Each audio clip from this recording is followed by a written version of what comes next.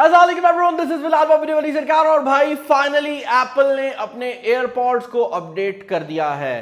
अब एप्पल ने original first generation AirPods को लॉन्च किया था काफी टाइम पहले, और उसके बाद हमें उसकी सेकंड जनरेशन देखने को मिली जो कि बेसिकली मोर और लेस सिमिलर थे, बस उसके अंदर एप्पल ने वायरलेस चार्जिंग को इंक्लूड कर दिया था। और रिसेंटली कुछ टाइम पहले एप्पल ने एयरपॉड्स प्रो को लॉन्च किया जिसके अंदर हमें बिल्कुल ही एक नया डिज़ाइन देखने को मिला और एक्टिव नॉइस कैंसिलेशन, और बिल्कुल ही एक डिफरेंट टाइप की जो प्रोडक्ट थी वो देखने को मिली। अब एप्पल ने जो अपनी लोअर जनरेशन है जो कि सेकंड जनरेशन तक आई थी उसका नया मॉडल लॉन्च किया है जिसको एप्पल एयरपॉड्स थर्ड जनरेशन कहता है। अब मैं यहाँ पर ये चीज़ क्लियर कर दूं कि एक एप्पल की सीरीज़ है जो कि नॉर्मल एयरपॉड्स की है जिसमें ये तीसरा वर्जन है, और एक एप्पल के प्रो वर्जन के एयरपॉड्स हैं जिसमें अभी तक एक ही एयरपॉड आ रहे हैं। और प्रो जो एयरपॉड है अभी भी वो सबसे बेस्ट एयरपॉड्स हैं जो कि आप ख़रीद सकते हैं। हाउएवर ये जो हैं ये उनसे कम प्राइस में आ रहे हैं। अभी के लिए इसकी प्राइस बहुत ज़्यादा है मार्केट के अंदर क्योंकि ये मिल नहीं रहे, लेकिन ऑफिशियली जो इसका प्राइस टैग है वो एप्पल के एयरपॉड्स प्रो से कम है। अभी मार्केट में ये ज़्यादा महंगे, और मार्केट की बात हो ही रही है तो अगर आप इनको प्री ऑर्डर करना चाहते हैं या इनको परचेस करना चाहते हैं तो हमने ये यूट्यूब मोबाइल फ़ोन्स वालों से मंगवाए हैं। मैं उनकी वेबसाइट यहाँ पर साइट पर डाल दूंगा, आप उनको डेफिनेटली चेकआउट कर सकते हैं। बॉक्स की अगर आप बात करते हैं तो आप देखेंगे कि इसका जो डिज़ाइन है वो डिफरेंट है, लेकिन काफ़ी हद तक जो एप्पल के एयरपॉड्स प्रो थे उनसे मिलता जुलता है।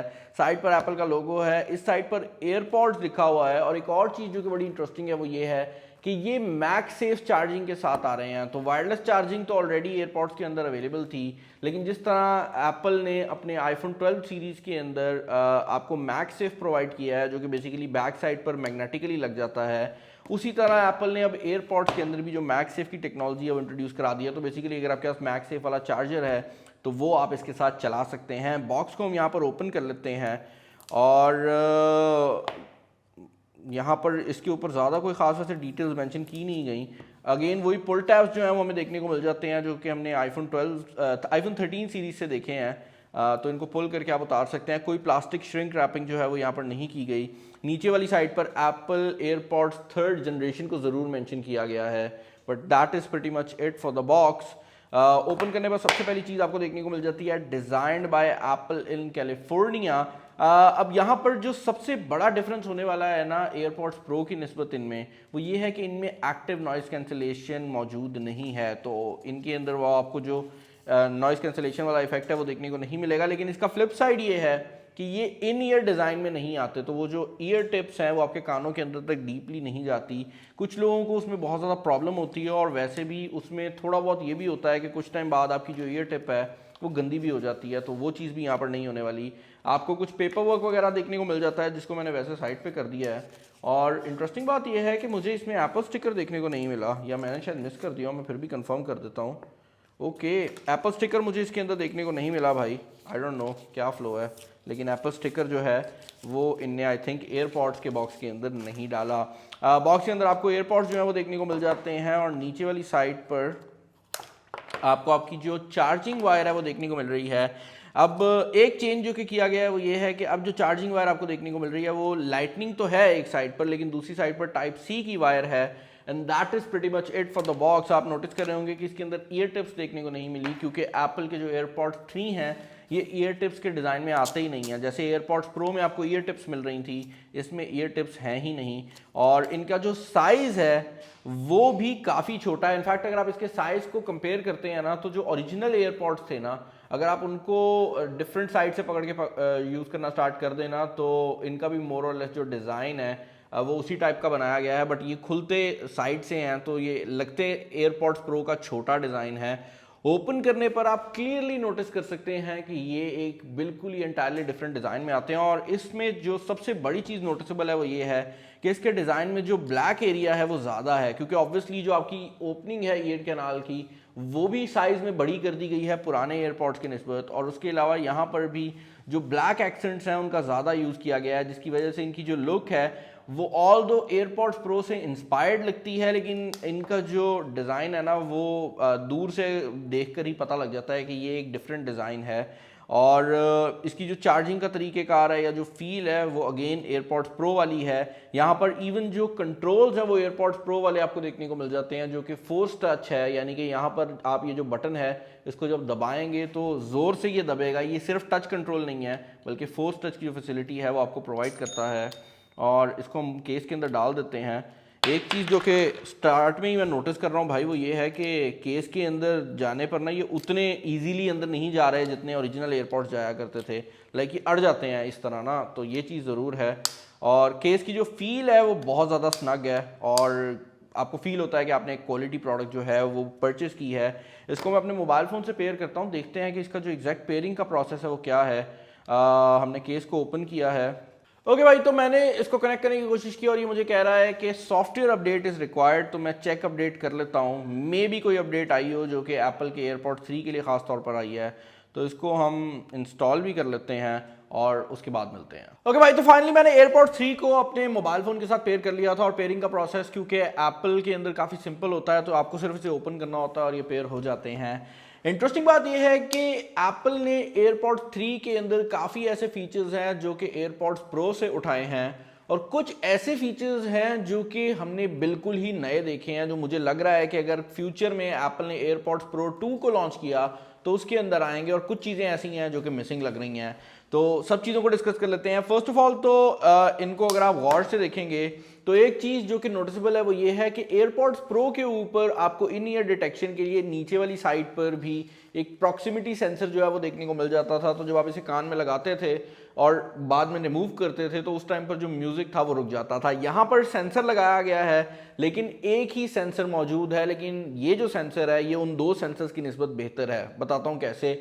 बेसिकली इन एयरपॉड्स के अंदर जो सेंसर लगाया गया है वो स्किन टच सेंसर है, जिसका मतलब ये है कि ये ऑटोमेटिकली डिटेक्ट कर सकता है कि आपने जब अपने एयरपॉड को कान में लगाया है तो क्या वो एक्चुअल स्किन को टच कर रहा है या उसके आगे कोई और चीज़ है। क्योंकि नॉर्मली जो भी सेंसर हमारी ईयर डिटेक्शन के लिए यूज़ होते हैं वो लाइट का इस्तेमाल करते हैं, जिसका मतलब ये है कि जब आप उसे कान में लगाते हैं तो क्योंकि आपका कान उस सेंसर को ब्लॉक कर देता है तो उस पर कोई लाइट नहीं पड़ रही होती और उससे वो अंदाज़ा लगा लेता है कि आपने उसको लगाया हुआ है कान में और वो म्यूज़िक चला देता है। जैसे ही आप रिमूव करते हैं इर्द गिर्द से रोशनी पड़ती है, उसको पता लग जाता है कि कान से वो बाहर आ गए हैं। लेकिन इसमें प्रॉब्लम ये है कि आप टेबल पर भी रखेंगे ना या जेब में रखेंगे तब भी वो अक्सर औकात म्यूजिक को प्ले कर देते हैं। लेकिन इस केस में क्योंकि स्किन सेंसर है तो वो चीज़ बहुत बेहतर आई है और ये जो फीचर है आपको एयरपॉड्स प्रो पे भी देखने को नहीं मिलता, तो वो चीज़ काफ़ी इंटरेस्टिंग है। इसके अलावा एयरपॉड्स 3 के अंदर आपको IPX4 वाटर रेजिस्टेंस भी अब देखने को मिल जाती है, तो ये स्वेट और वाटर रेजिस्टेंस भी आपको ऑफर कर रहे हैं, जो कि अगेन एक नई चीज़ है और इससे पहले हमने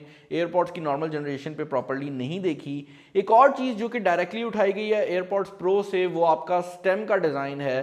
बेसिकली यहाँ पर जो स्टेम है उसका साइज़ भी छोटा कर दिया गया है और अब इसके टच सेंसर को रिमूव करके पिंच सेंसर दे दिया गया है, जिसका मतलब ये है कि अगर आपने म्यूजिक को रोकना है या कोई भी काम करना है तो आप इसको दबाएंगे तो ये काम करेगा।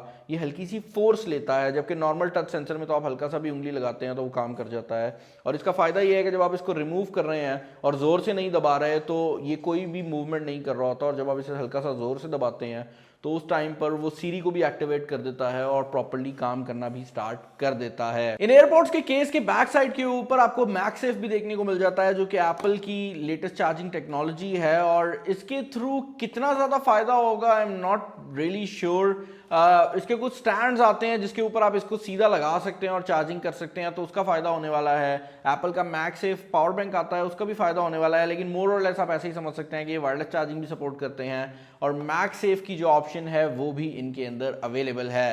As far as the battery life is concern तो I was surprise to see कि इतने छोटे ईयरबड्स के अंदर इतनी अच्छी बैटरी लाइफ आपको देखने को मिल रही है। इन ईयरबड्स के अंदर आपको सिंगल चार्ज के ऊपर 6 घंटे का बैटरी बैकअप मिल रहा है और अगर आप केस के साथ चार्जिंग की बात करते हैं तो टोटली आपको 30 घंटे का बैटरी बैकअप ऑफर कर रहे हैं, जो कि इंसेन है। हमने इस तरह का बैटरी बैकअप दूसरे ईयरबड्स में देखा है एंड्रॉयड वाली साइड के ऊपर, लेकिन जनरली वो इससे काफ़ी बड़े होते हैं और आपको नज़र आ रहा होता है कि उसके अंदर बैटरी ज़्यादा लगाने के लिए उनका साइज़ बढ़ाया गया है, जबकि ये बाकायदा छोटे हैं यार। तो आई एम नॉट श्योर कि एप्पल ने ये कैसे अचीव किया है, लेकिन इनका बैटरी लाइफ बहुत ज़्यादा क्रेजी है। एक और एरिया जहां पर एप्पल ने इनको और बेहतर बनाया है वो है इनकी कॉल क्वालिटी।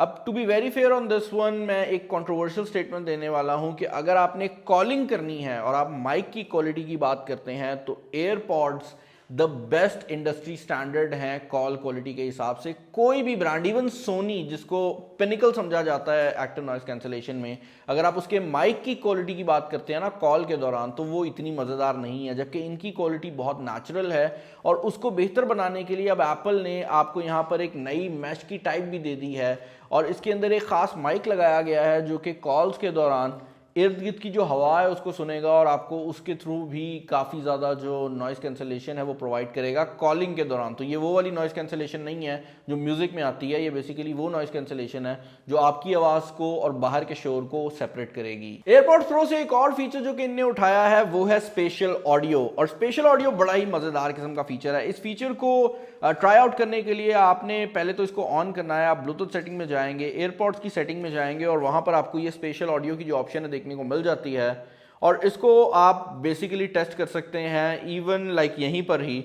और इसमें होता यह है कि आपको इर्द गिर्द जो साउंड है वो प्ले होता हुआ फील हो रहा होता है। तो मुझे फील हो रहा था कि सामने ड्रम चल रहा है, पीछे कोई बंदा गिटार बजा रहा है और अगर मैं हल्का सा अपना सर मोड़ता हूँ तो जिस साइड पे गिटार है, गिटार की आवाज़ थोड़ी सी बढ़ जाएगी, क्योंकि जैसे ही आप रियल लाइफ में होता है कि आप किसी बंदे की तरफ ज़रा अपने कान करते हैं तो उसकी जो आवाज़ है वो ऊँची हो जाती है। तो ये वही वाला इफेक्ट प्रोवाइड करता है। ये चीज़ ज़रूर है कि ये म्यूज़िक के अंदर जनरली एप्पल म्यूज़िक के जो स्पेशल ऑडियो सपोर्टेड साउंड्स हैं उन्हीं के ऊपर काम कर रहा होता है। यूट्यूब वगैरह के ऊपर मुझे इसकी जो वर्किंग है वो इतनी खास देखने को नहीं मिली।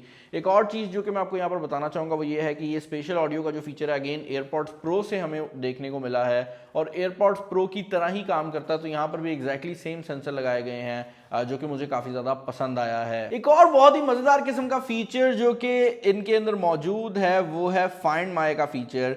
बेसिकली आप अपने एयरपॉड 3 को अब फाइंड माई की जो एप्लीकेशन है उससे सर्च करके ढूंढ सकते हैं और यहाँ पर आपके पास लेफ्ट और राइट दोनों की ऑप्शन जो है वो अवेलेबल है। तो आप लेफ्ट और राइट ईयरबड जो है उसको सर्च कर सकते हैं। ये उसी तरह काम करेगा जिस तरह एप्पल का एयर टैग काम करता है और ये बड़ी ही इंटरेस्टिंग चीज़ है और बड़ा इंपॉर्टेंट फीचर है जो कि आपको किसी भी दूसरे ब्लूटूथ ईयरफोन पे देखने को नहीं मिलता।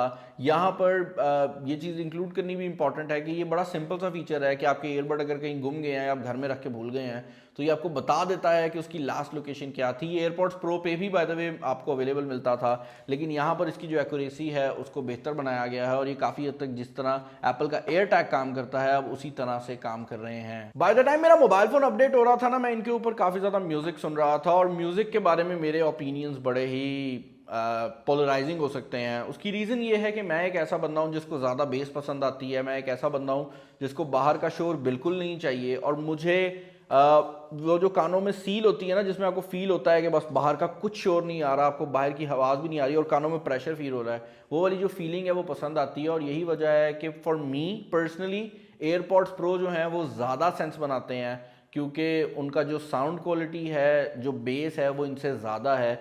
ऑब्वियसली इनके अंदर दो चीज़ें मैंने नोटिस की हैं। पहली चीज़ तो ये है कि ये बहुत ओपन साउंड देते हैं, जिसका मतलब ये है कि अगर आपने इनको कानों में लगाया हुआ है तो आपको बाहर की जो आवाज़ें हैं वो भी काफ़ी ज़्यादा आ रही होती हैं, ऑब्वियसली क्योंकि इसके अंदर वो ईयर टिप्स वाला सीन भी नहीं है और ना ही एक्टिव नॉइस कैंसलेशन है। और दूसरी चीज़ जो कि इंपॉर्टेंट है वो ये है कि क्योंकि ये आपके ईयर टिप्स में ज़्यादा डीप नहीं जाते तो इनकी बेस भी मुझे कम लगी है। अगर आप इसके साउंड को कंपेयर करते हैं तो इससे पहले जो एयरपॉड्स 2 आ रहे थे उनका और इनका साउंड सिग्नेचर मोर और लेस सिमिलर है। तो साउंड वाली साइड से आई डिडंट फाइंड कि कुछ बहुत ज़्यादा क्रेजी कर दिया गया हो। ये चीज़ ज़रूर है कि इनका साउंड बहुत डिटेल्ड है और बहुत ही अच्छा रेफरेंस ऑडियो ये आपको प्रोवाइड करते हैं। ये बगैर वजह के बेस इंक्लूड नहीं करते। तो अगर आप एक ऐसा बंदा है जिसको नेचुरल साउंड पसंद आता है, यू आर डेफिनेटली गना लाइक दिस। और अपनी मैक्सिमम वॉल्यूम के ऊपर जब आप म्यूजिक सुन रहे होते हैं तो आपके इर्द गिर्द अगर कोई बंदा बोल भी रहा है तो उसका साउंड आपको नहीं आता। एक चीज़ जो कि मुझे काफ़ी इंटरेस्टिंग लगी है वो ये है कि ये एयरपॉड्स प्रो की निस्बत थोड़े ज़्यादा रिलायबल होने वाले हैं। उसकी रीज़न ये है कि यहाँ पर जो एरिया है जो आपके ईयर के अंदर जाता है उसको साफ़ करने का तरीका बड़ा आसान है, क्योंकि अब ये एरिया बड़ा कर दिया गया है तो आप नॉर्मल जो कॉटन बड है उससे भी बड़े आराम से इसको साफ़ कर सकते हैं। और इसके अंदर क्योंकि ईयर टिप्स नहीं है तो ईयर टिप्स गंदी भी नहीं होंगी और I think in the long run इनकी जो लाइफ है ना वो एयरपॉड्स प्रो से थोड़ी ज़्यादा होगी। But for me AirPods pro अभी भी एक बेहतर ऑप्शन बनते हैं क्योंकि मुझे एक्टिव नॉइज़ कैंसिलेशन चाहिए, और इन दोनों के दरमियान में जो प्राइस डिफरेंस है वो मेरे हिसाब से उतना ज़्यादा नहीं है। और अभी के लिए तो ये महंगे चल रहे हैं, एयरपॉड्स प्रो जो हैं वो सस्ते मिल रहे हैं, तो वो चीज़ भी है। लेकिन then again as an upgrade मुझे ये प्रोडक्ट काफ़ी डिसेंट लगी है। और अगर आप पुराने एयरपॉड्स 2 सेकंड जनरेशन लेने का सोच रहे थे तो आप डेफिनेटली इनके बारे में सोच सकते हैं। अभी के लिए इनकी प्राइस ज़्यादा है, मैं डिस्क्रिप्शन में लिंक डाल दूंगा जहाँ से अगर आप इनको प्री ऑर्डर करना चाहते हैं तो आप प्री ऑर्डर वगैरह कर सकते हैं। आई थिंक इनकी 45,000 के करीब इस टाइम प्राइस चल रही है, लेकिन इनकी प्राइस चेंज होती रहती है, तो आप वहाँ से जाकर चेकआउट भी कर सकते हैं। मुझे उम्मीद है कि ये वीडियो आपको पसंद आई होगी। अगर आपको वीडियो पसंद आई है तो मुझे डेफिनेटली कॉमेंट सेक्शन में बताइएगा। चैनल पर नए हैं तो चैनल को सब्सक्राइब कर लें, वीडियो को लाइक कर दीजिएगा, दोस्तों शेयर कर दीजिएगा। इस वीडियो में इतना ही, अपना ख्याल रखिएगा। This is Bilal signing off. अल्लाह हाफ़िज़।